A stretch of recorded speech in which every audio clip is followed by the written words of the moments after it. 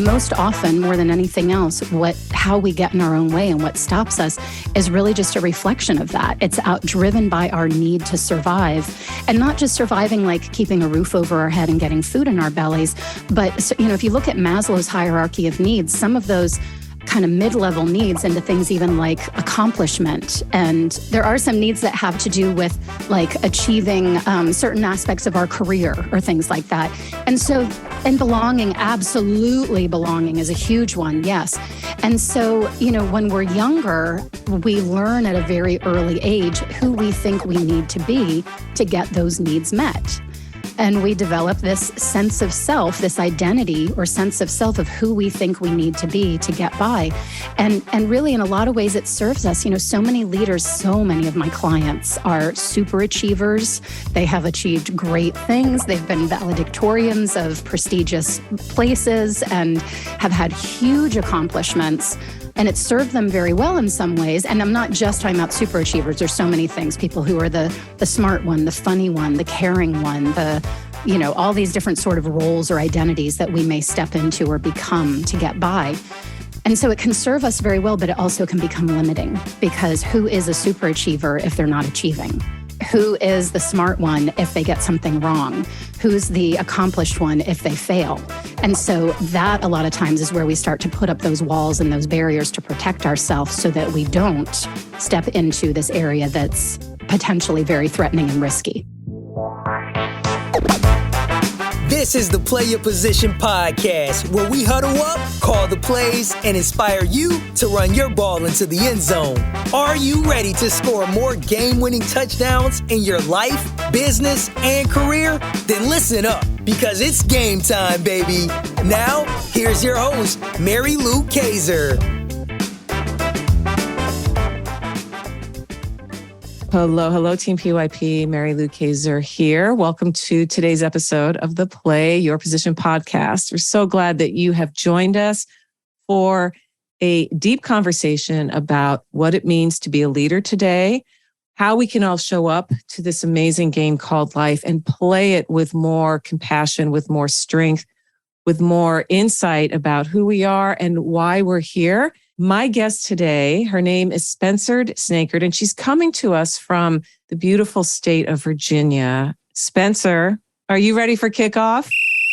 Yeah, let's do this. Yeah, let's do it. So team, here's some things I know about Spencer. She is an executive transformation coach, trainer, and speaker. She helps visionary entrepreneurial women leaders break through upper limits so they can turn their mission into a world-changing movement without life-sucking consequences. Wow. Who doesn't want that, right? Amen. Right. She's got 25 years of experience. Her transformative programs cause profound and lasting shifts in participants' lives by getting to the heart of what drives us, what holds us back, and what it takes to be truly fulfilled as spiritual beings having a human experience. She has a degree in psychology and extensive leadership training in Ontology. And I know she's going to explain what that is because it's a fascinating area of just thought leadership. And she's married to the love of her life. They are a combined family with 4 children between the ages of 15 and 26. And like me, they love spending summers together in Maine. They're on the Rocky Coast. I'm in Central, but you know what? She's building a beautiful oceanfront home there so her family can get away and enjoy time together. And, Spencer, you really are living your best life, I can tell. And I'm just so excited to have a chance to talk with you today. Great. Me too. Thanks so much for having me. Yeah. So right out of the gate, let's get to the heart of the matter, which is when you got the call to leadership. Do you remember a specific time in your life when you realized I am leading? Was it more gradual? How old were you? What was the context of that realization in your life?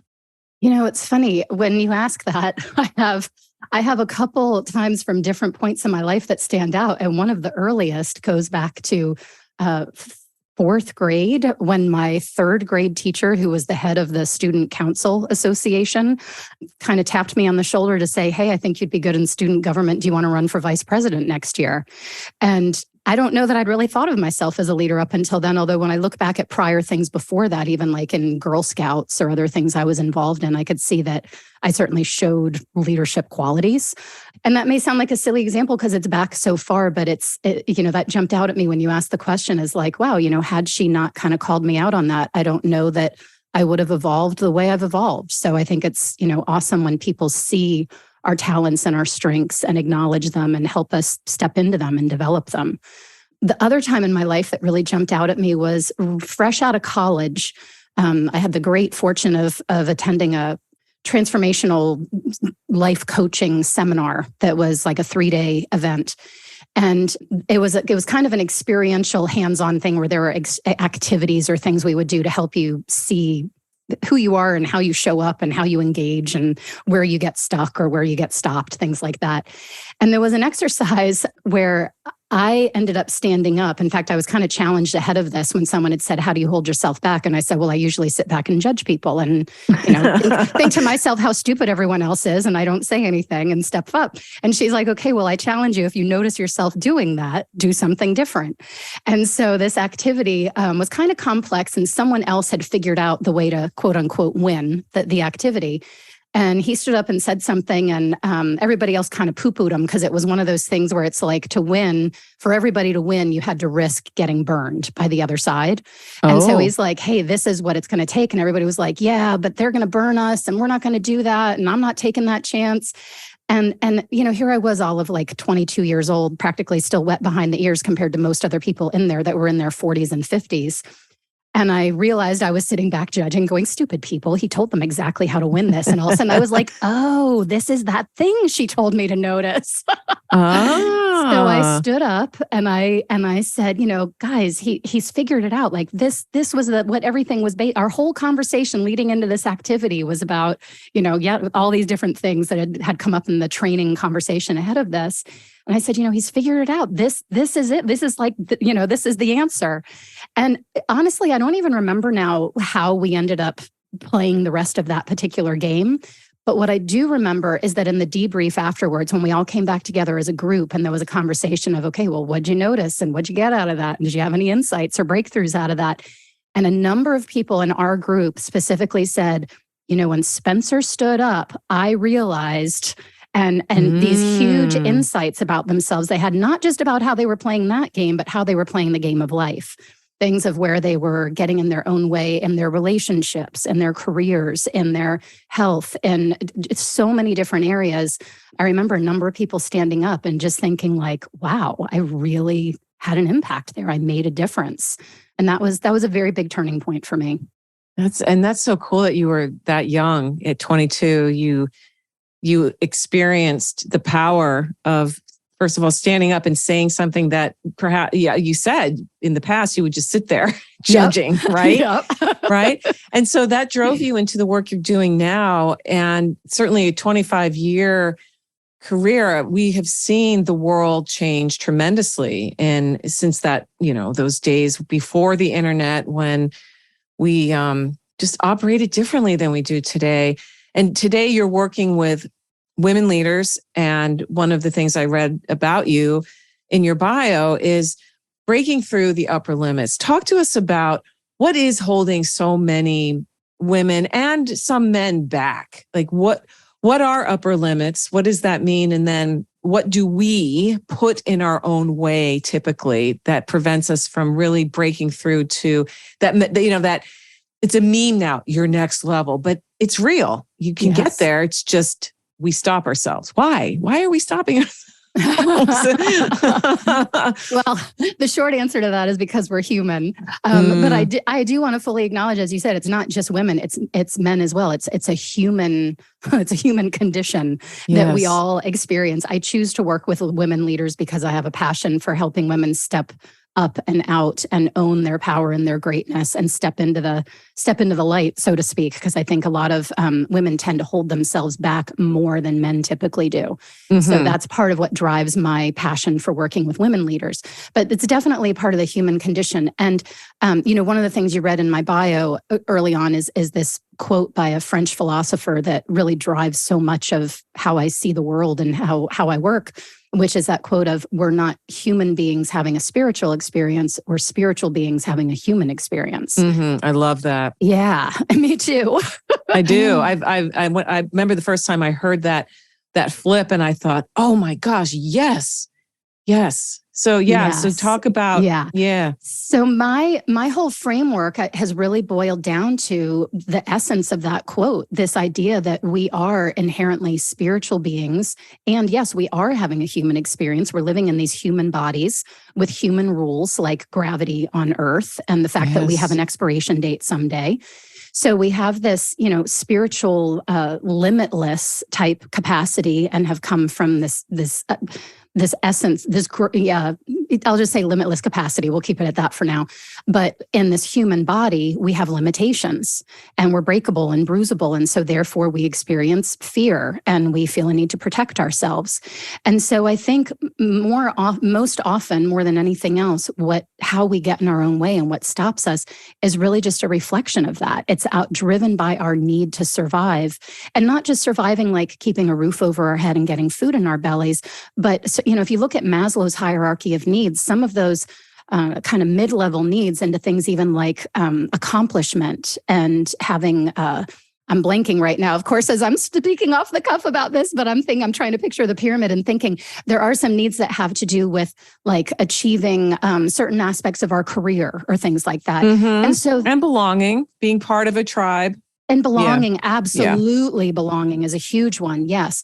And so, when we're younger, we learn at a very early age who we think we need to be to get those needs met. Yes. And we develop this sense of self, this identity or sense of self of who we think we need to be to get by. And really, in a lot of ways, it serves us. So many leaders, so many of my clients are super achievers. They have achieved great things. They've been valedictorians of prestigious places and have had huge accomplishments. And it served them very well in some ways. And I'm not just talking about super achievers. There's so many things, people who are the smart one, the funny one, the caring one, all these different sort of roles or identities that we may step into or become to get by. And so it can serve us very well, but it also can become limiting, because who is a super achiever if they're not achieving? Who is the smart one if they get something wrong? Who's the accomplished one if they fail? And so that a lot of times is where we start to put up those walls and those barriers to protect ourselves so that we don't step into this area that's potentially very threatening and risky. Yes. I know for myself, I remember learning this about myself. What one of my trigger points, if you will, is feeling left out. Yes. That as a child, I was shy, and I'm a highly sensitive person. And so that combination made just like joining in with everything the way I saw some of my peers do harder for me. And, as we grow and we experience different jobs and, we get married, divorced, have kids, we go through the life cycles and begin, if we choose, to continue to learn about who am I? Why am I here? What can I do differently to get the result that I'm not getting right now? And, this is at the heart of the work that you do. And I'd be curious to see or to hear you talk about, you had an experience as a young woman recognizing something in yourself.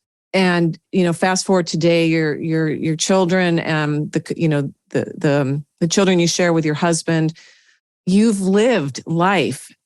What is different about how you show up now, Spencer, compared to that 22-year-old who had that aha moment and then you went on a path? What, as a woman leader, how do you see yourself? What are some of the things you do now that the younger Spencer just couldn't or didn't? Yeah, that's such a great question.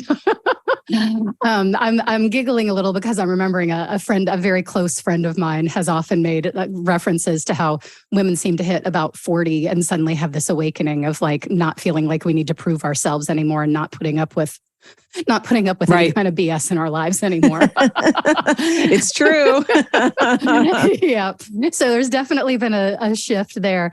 And it's funny because when I think back to that like early 20s stage, there was so much at the time that was so freeing and felt like I was really discovering who I really am. And that's a big part of what I talk about in my work as this first piece of my framework being about alignment, getting aligned with who you really are, like on a soul level, what you're here for, like your passion and your purpose, and what really matters to you. And so there was a lot that I was tapping into then and getting connected with and discovering and kind of feeling out along the way.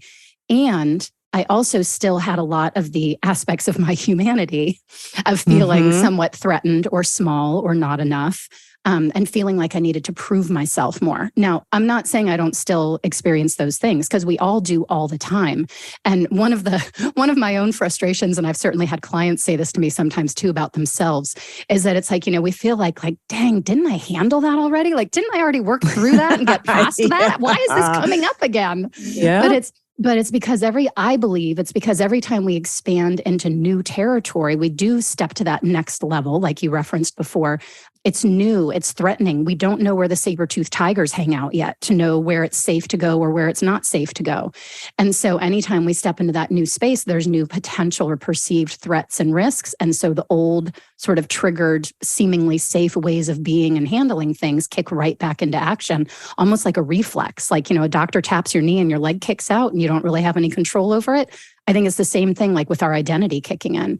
So when I think of phases of my life, though, when I think to the early 20s and even up until not too long ago, quite honestly, even like sometime within the last 10 years, I think in a lot of ways I felt like I had more to prove. Whereas now I think I'm feeling a lot more like, yeah, I'm pretty awesome sauce. And I think I've got a pretty good handle on, like, to some extent anyway, my view of the world and how I'm doing things. And I'm kind of at a take it or leave it point in more ways in my life than I've ever been before. Such a beautiful place to land. And it's not that you aren't continuing to grow and expand. And it's not that, that suddenly that space is no longer there. Of course it is. Yeah. Of course it is. But you enter it with a lot more confidence and a sense of, oh, I've been here before. And sure, I don't know if that metaphorical saber-toothed tiger is lurking just around the corner. But I trust myself enough. Whereas I think when we're younger, there's that whole concept of being an unconscious competent, which you clearly were. I was. I didn't even understand I didn't even know that's what I was until much later, looking back and going, oh, no wonder I was able to get through all that. I didn't know. I wasn't aware, and that's, I think, part of the life process is becoming more aware. And certainly that's part of the central tenet of the work you do. So talk to us about why leaders particularly, we're talking about accomplished women and men who they're not just sitting around watching soap operas and eating bonbons. These are people who are out in the world actively involved with their work, whatever they're doing, whether they work for someone else or they work for themselves. Many of them have families. So they're raising kids in a very complicated world. And all of us parents at this point can remember a time, like we did not come of age with technology the way our children have. There will come a day when that will flip, where, people who, I think young millennials, my daughter's at the bottom of the millennials, my son's at the top of the Gen Z. I think the Gen Zers who have children in their 20s, they're the first generation to understand, oh yeah, that's a smart, oh yeah, these are apps. And whereas all of us, and these are I'm guessing a lot of the leaders you work with, there is the digital reality that we now all play in. And that impacts how we think about ourselves. That definitely plays into imposter syndrome because it's so easy to compare and look at everybody else. Everybody else is living out loud now. And we go, oh my gosh, what have I done? I don't have all these things. I haven't done all that. I must be a loser, right? Yeah. And then that leads us to perhaps making not so great decisions about where to put our time. So talk to us about how you approach working with people as a coach, and particularly because you are so focused on the transformative aspect of the human experience. Yeah. Well, the first thing I always like to start with people is really just getting clear on what do you want? Just like, let's just start with that as ground zero. What do you really want?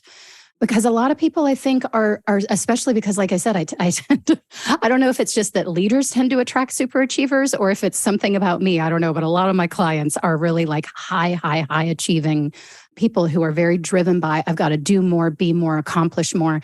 And to some extent, there's always some sort of inner voice that's saying, and it's not enough. I need more. I'm not there yet. I've got to go further. And so I think a lot of people kind of get caught in that cycle and don't even really evaluate, what do I really want? Is this even the life I want to be living? Is this the path I want to be on? And, and if it is, fantastic. I'm all for supporting the forward movement of that and getting clear on what are the objectives or the goals that you want to accomplish. And heck yeah, let's go get them. But, it's interesting. A lot of times, even just by asking people that question and starting that conversation, things come out. Like one of my clients who I've been working with for a few years now, when she first came to me, she'd had a very successful 7-figure full-service ad agency with, I think, 20-some employees and had done very, very well for quite a while. And she had just sold the company. About a year before, she had sold the company. And literally, as soon as she'd sold it, she completely crashed, was in the ER for, I think, 3 weeks. She had such a massive health crisis. Wow. And ended up taking almost a whole year off just to physically try to recover from that because she was just pushing and pushing and pushing. And I think once the company sold and she didn't have to keep up that level of intensity anymore, her body just went, all right, that's it, I'm done. So she'd spent almost a year recovering. And so when she first came to me, she said, I had this great business and it was wonderful and it made a lot of money. And I felt very good about, what I was doing. But she's like, but I can't do it the same way anymore. She said, I want to start this new business now, but it's got to happen differently. I've got to be able to have time with my family and be able to be present and enjoy life and not run myself into the ground. One of her goals at the time when we first started working together was she said, I want us to be able to get an RV and just take the whole summer off touring national parks around America. And so we'd started working together in September of that year. And within a couple weeks, really from our first session, we got clear on, okay, well, what do you want this new business to be? And what do you want your life to be with it? And she said, I still want to make 7, even 8 figures. I still want to make a lot of money and be very successful, but I want to do it this different way. And so within a couple of weeks, she started signing on new clients at a much higher level because she was totally undervaluing what she was doing in this new realm of business, separate from what she'd done before with the ad agency. And it just started doing incredible and growing very quickly and really was feeling very good about the difference of how it was before. But every so often we'd hit a point where she'd start to plateau again or be like, why am I kind of sitting here and I'm not getting past this or on to the next level? And always it came down to she'd kind of revert back to, I've got to work my butt off for this. And then there was a part of her that was trying to save her from herself, being like, no, working your butt off is what landed you in the hospital. We're not doing that again, remember? Right. So a lot of times we have these conscious thoughts or beliefs driving us, but much higher volume, let's say, of subconscious thoughts and beliefs that oftentimes can be working against or counter to what we're consciously going after. And so every time we'd recognize that that's what was going on again, we'd get clear on, okay, what's really going on here and what really are the options and how can you do this in a way that's you.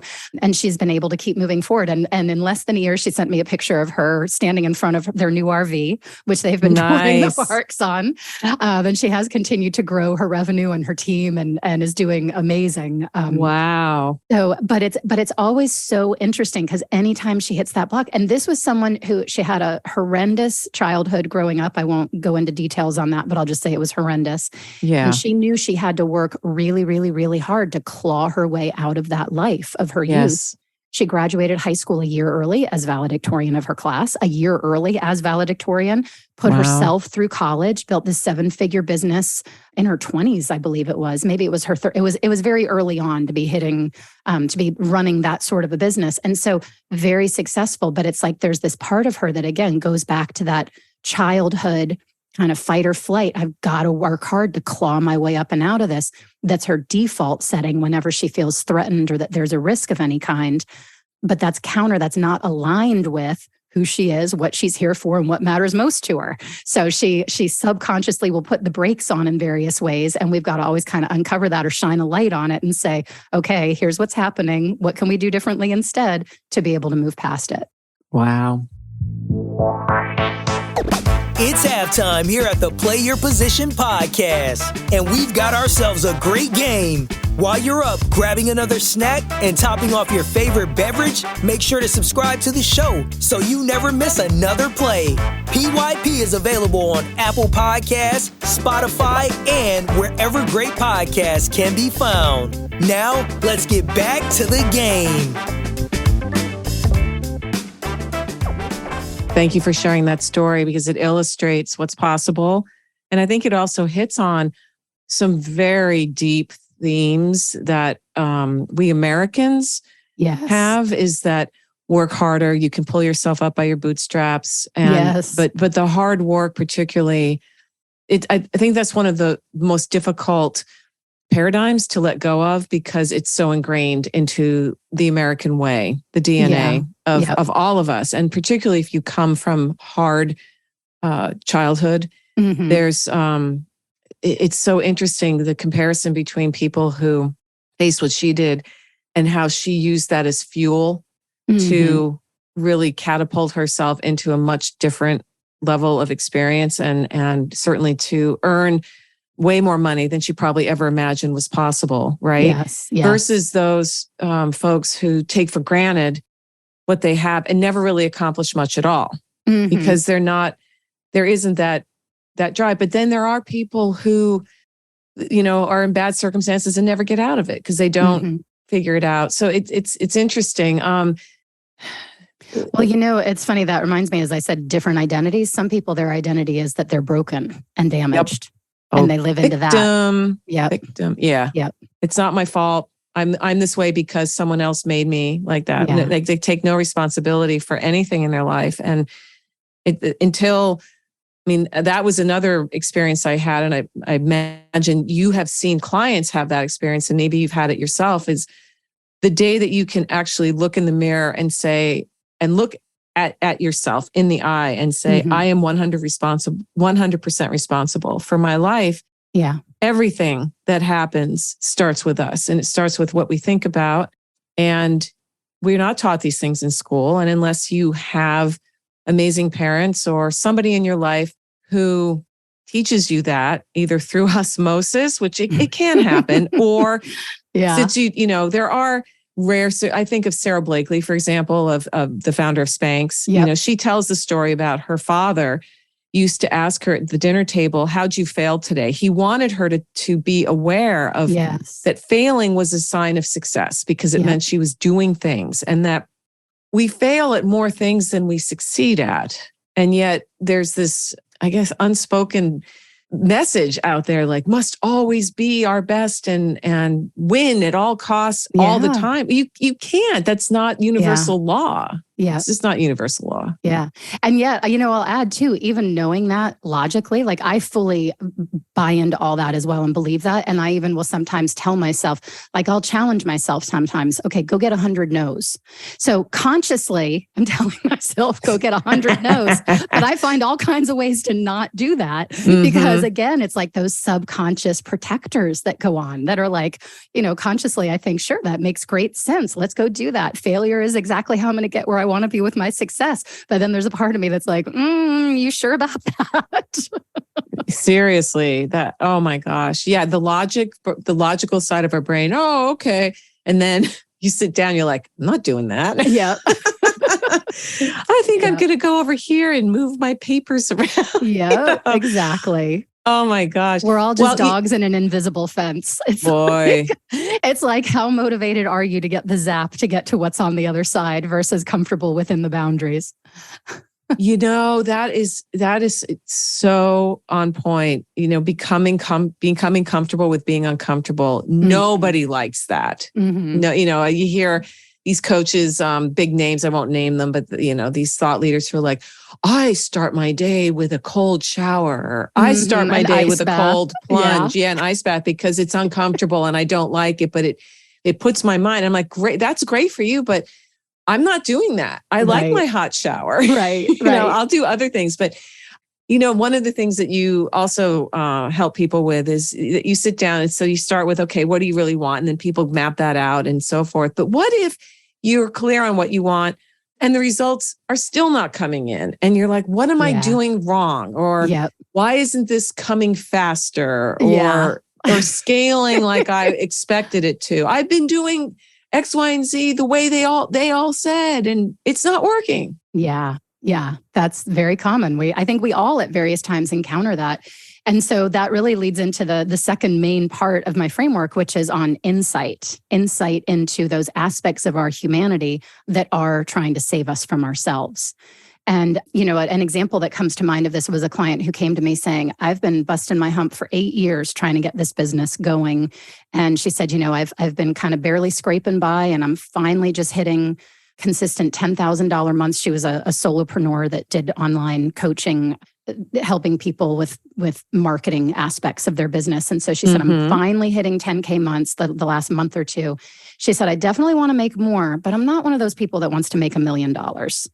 And I said, well, that's interesting. I said, look, I'm not saying you should want to make $1 million. Like, that's up to you what you want to do or not do. I said, but I'm very curious why you specifically don't want to make $1 million. Can we explore that? And as we got into that conversation, it became very clear that she had this fear that, number one, more money equals more problems, and because she's had some experience with that. And number two, she had this very distinct belief, which she may have even had some conscious awareness of the belief, but she wasn't conscious to how it was impacting her. She said, I said something about, it seems like you have this kind of either or, like either you can be really successful in business and financially, but not have a relationship, like a loving, connected partnership, or you can have a great relationship, but you're not going to be able to be successful and make a lot of money with that. And she paused for a second and she was like, well, yeah. It was kind of like, well, duh, of course that's the way it is. Yep. And so we uncovered that she said, now that I think about it, I can only think of 2 families my entire life that I can think of who were happily married at all.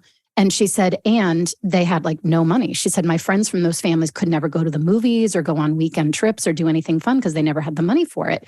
She said, all my other friends, including in my own household, her parents, she said, everybody else I knew, they were successful and made a lot of money, but the parents were divorced or maybe still married, but miserable together, or maybe multiple times divorced. And so she's like, yeah, that's just kind of the way it is. And so as we started to, just that first session, we were getting to, okay, well, is that true? Is that reality? Or are there other options or possibilities? And so she came back to the second session and she said, it's the craziest thing. I was on a plane since we had last spoken. She had taken a little 2-day trip. She said, I was on the plane and I noticed all these people in business class that seemed really in love and happy. And I figure if they're in business class, they must have money. She said, I've never even noticed that before. And I'm like, yeah, funny when you start to open your worldview, what suddenly starts to show up and be visible. And so we really, we quickly started to get to, okay, maybe this belief she's had her whole life isn't a fact. Maybe there are other possibilities. But then, of course, still those fears would come in of, what does that really mean? And how do I really do this? And what kind of risks or what ways of getting uncomfortable do I need? She had started dating someone and said a couple months into it, she said to me, she's like, I realized I feel like I've never really truly been myself with a guy in a relationship. Wow. Like I'm always fitting this role of who I think he wants me to be.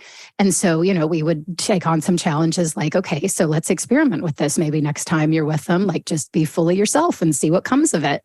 And so it was a great process. That was only a 3-month engagement that we had. By the end of the 3 months, she was hitting $40,000 months and was now in this new connected relationship. So from $10,000 to $40,000 in a few months. And within a year and a half, she broke $100,000 and is now a 7-figure earner. She had said to me at the end of the 3 months as we were finishing our engagement, she's like, I'm thinking that $1 million doesn't sound so bad after all. And she hit it in a year and a half. So yeah. It's That's amazing fantastic. though, how these beliefs that, a lot of times we don't even know we have these certain beliefs. And then some people will say, well, yeah, of course I know I have that, or that's just, whatever that's there. But we don't always connect to how it's impacting us. Like we don't connect the dots to, well, how is that really showing up? And how is that affecting you? And how and where is that getting in the way? And where are you paying the price for that? So that's a lot of what I do with people, is helping work through those aspects of humanity to really courageously start to show up and take risks and take the armor down. That's the third piece of my the third and final piece of my framework is reinvention. It's not necessarily reinventing into someone different. It's more like reinventing into who you really have always been to begin with. Taking that armor off and being and showing up as your full self and your whole human experience. That's fantastic. Yeah. Oh my gosh. I want you to talk more about that, because people are so afraid. They want to change, but then change is the one thing we don't want. Yeah. It's like they're looking over at this horizon of, oh, I would love to live in a house like that, for example, whatever that house looks like, or the RV example. I'd love to take the summer off and travel the RV, whatever it is.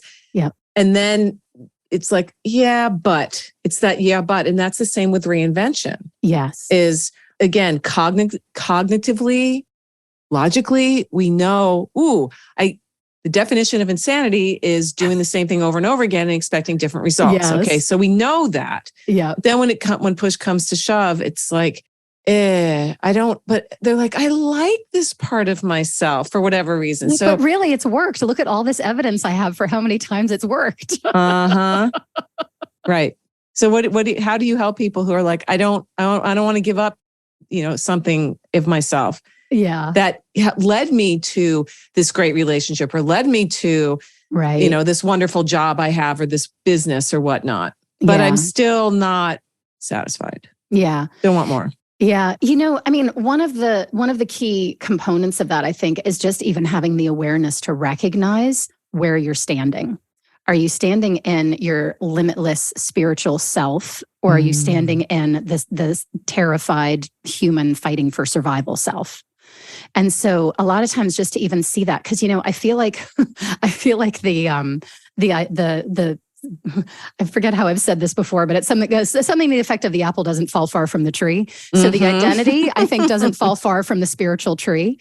So just as an example, what I've uncovered about myself is that I think my identity is I'm like the phoenix rising from the ashes. I experienced some things growing up that really kind of taught me to fight through and rise above. And no matter what kind of crap life throws my way or what things I have to endure, by God, not only will I survive it, but I will thrive and triumph in the face of it. And one day as I was really ironing out this, it kind of hit me. I was like, that doesn't sound that different from when I talk about who we are as spiritual beings and anything is possible and we're limitless and we've got all this, the world is your oyster kind of thing. I'm like, is that really different? But I think that the distinction is, again, what part of yourself is it being driven from? Is it being driven from the soul side, or that's open and limitless and anything is possible? Or is it being driven by the human side that's reacting like that knee-jerk reaction out of fear and, okay, I got to put on a show and tap dance and dazzle everyone and do my thing so that they don't realize the panic that's going on behind the curtain kind of thing. Mm-hmm. So, that has been really powerful for a lot of my clients when we can even just make that distinction sometimes when they come up against something to say, okay, well, where are you standing? Is this coming from who you really are, or is this coming from fear driving you right now? And a lot of times just when they can make that awareness, it's funny because, especially those of us who are leaders tend to be strong, and we think of ourselves as smart, and we think of ourselves as resourceful, and none of us want to think that we're driven by fear. Oh, that's so true. We're so much smarter than that and stronger than that. I'm not afraid of anything. Exactly. Yeah, right. And so a lot of times, even just having the awareness of like, oh, that's what it is. Well, yuck, I don't want to be hanging out there. Okay, what do I need to do differently? Or how do I need to be differently? And, a lot of this, like one of my favorite gurus, for lack of a better word out there, is Brene Brown, who talks a lot about courage and vulnerability and how, they're really not the opposites. They're two sides of the same coin. And that is a big part of how we reinvent ourselves. It's having the courage to be vulnerable, to let the armor down, to acknowledge sometimes, hey, you know what? I'm feeling threatened here. And that's what's, really... I'm having a flashback even mid-sentence as I'm talking about this to a fight that my husband and I had a couple of years ago that was a pretty intense, very emotional fight that we were having. And somehow in the midst of it, by the grace of God, maybe, I had the realization to go, oh my God, this is like both of us and our 5-year-old selves feeling threatened and feeling like, there's something scary, there's danger here. And we're both just doing our knee-jerk reactions to it. And it really, it took a lot of conscious awareness to even see that's what was happening, but then also courage to go, okay, I was kind of thinking through as this conversation was happening, going, all right, Spencer, you gotta turn this around. You gotta be different here, show up differently. And so, I don't remember exactly what I said, but I was able to turn the conversation. And it still took a little while for us to work our way fully past that. But it's amazing how just having the awareness sometimes, it gives you so much power. And one of the phrases I've used for years, even in my prior business when I had a yoga studio for many years, one of the phrases I've used for years is set yourself free. That I really feel like we have the power within us to cut the chains that bind us, to break free from those ways that we do hold ourselves back. And when you can see where you're stopped or where you're holding yourself back, you have the power to choose. And most of us, when we see it, it's like we can't not choose the way that we really want to go. Yeah. Oh, it's beautifully said. Beautifully said. So often those chains aren't even locked. We think they are. It's like the elephant with the string. It's more like the elephant with the string. Exactly. It is. It is. And the illustration of fighting with your husband and being able to go meta on yourself and recognize, ooh, I'm not showing up the way I know I'm capable of. Yeah. And it was so out of alignment. That was so clear to me. I was like, this is not who I want to be ever really, but especially not with him and in this relationship. And this is not what I want for us. It's, what's more important, me trying to prove a point and be right here, or me having the relationship I want with the love of my life? Exactly. Wow. The whole right thing is a conversation in and of itself. Being right is one of our comfort zones. It's just, it's soothing. It's like, oh yeah, I'm right. And boy, that gets a lot of people in trouble in every dynamic, work and then personal relationships, certainly, is that need to be right. And a lot of people end up alone because they don't have the awareness that that's what they're doing. And the other person just says, I'm done. I'm fed up. I can't do this anymore. Yeah. Enough. I've had enough.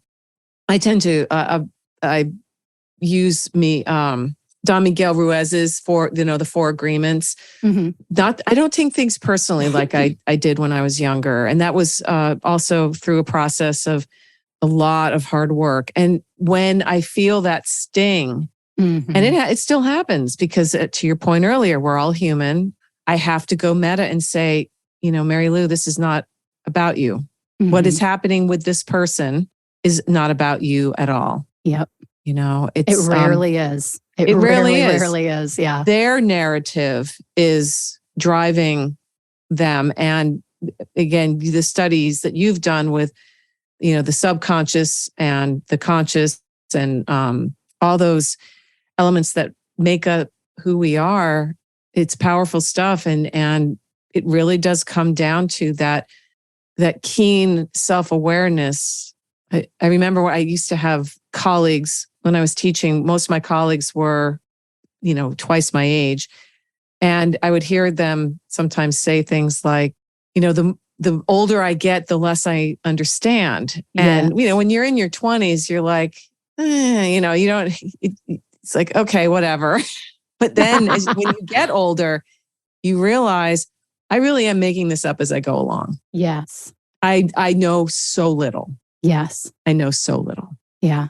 I think that's so beautifully stated. And I think it's so powerful for all of us to remember as well, as far as also, I just mentioned gurus kind of with a laugh, but I think anytime anyone comes across as like, I have the answers, or, well, I figured this out. Someone said to me one time something about, oh, I worked that out 20 years ago. I teach this now. And I'm like, honey, if you think you arrived 20 years ago and you haven't had any work to do since then, you should not be doing what you're doing. So yeah, I feel like it's a red flag in our industry when people come across as having all the answers and having figured it all out. I think there are far more questions to ask than answers to spew. Absolutely. So for For people listening who have questions about you, working with you, what it's like, where do you hang out online, Spencer? What's a good place to find you and your framework and the work that you do? Yeah, thanks. I was laughing a little because I've been kind of avoiding social media, but I'm actually just about to start. I hired a social media company to handle that for me. So I'm about to start again. Okay. So LinkedIn is probably one of the best places. And I believe it's just my name, Spencer Snakard on LinkedIn. It's Snakard is the last name. And I also have a free resource for your listeners, for anyone who's interested, called transformingmillions.com, transforming millions with an S.com. And it's about an hour-long masterclass that walks you through these components of the framework we talked about. It will help you see for yourself where you are or perhaps are not so aligned right now. Get an idea into at least kind of a taste into some of the aspects of your identity that while they may have been serving you very well, they may also be part of what's limiting you right now, and give you an opportunity to be able to see kind of what's next for you then to be able to step into that space of reinvention. So again, that's transformingmillions.com.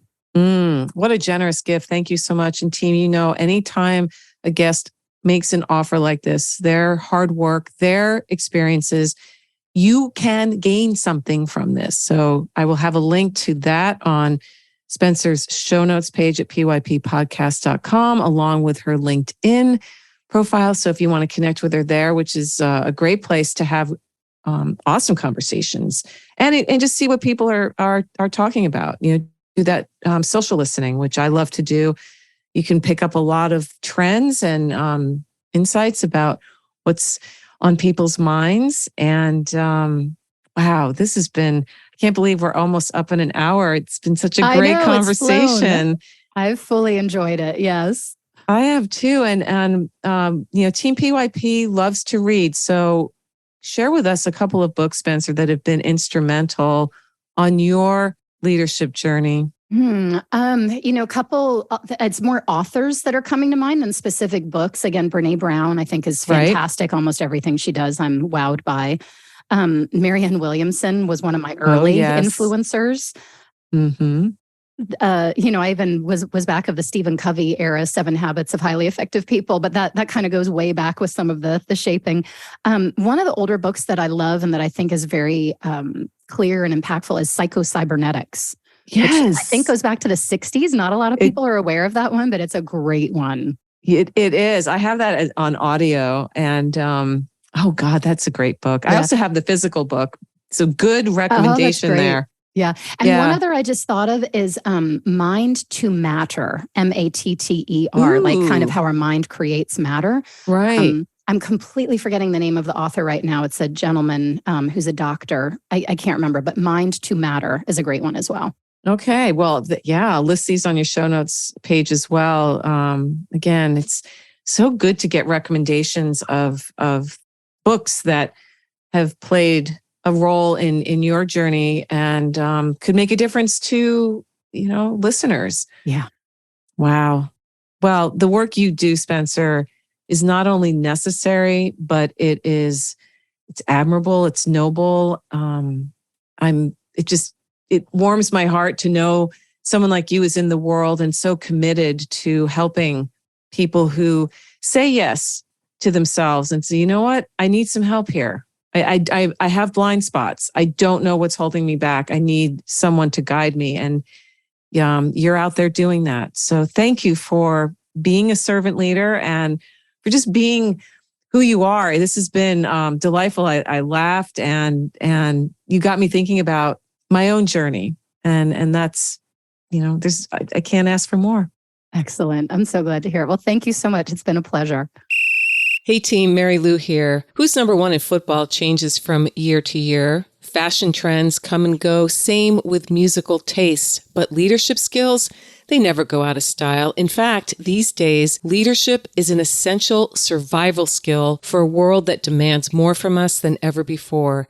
To succeed these days, you need to know how to show up for yourself so that you can then do the work you love with people you like the way you want. The Play Your Position Leadership Playbook helps you do this, and it's free. Go to pyppodcast.com to download your copy today. If being more successful this year, next year, in the 21st century is on your to-do list, get your copy of the Play Your Position Leadership Playbook now. PYPpodcast.com. It's at the top of the page. You can't miss it. That's PYPpodcast.com, and start being more of the leader you are meant to be today. This podcast was produced by Daniel Romeros. Show notes for this episode can be found over at PYPpodcast.com. I'm Mary Lou Kaiser. Thanks for listening.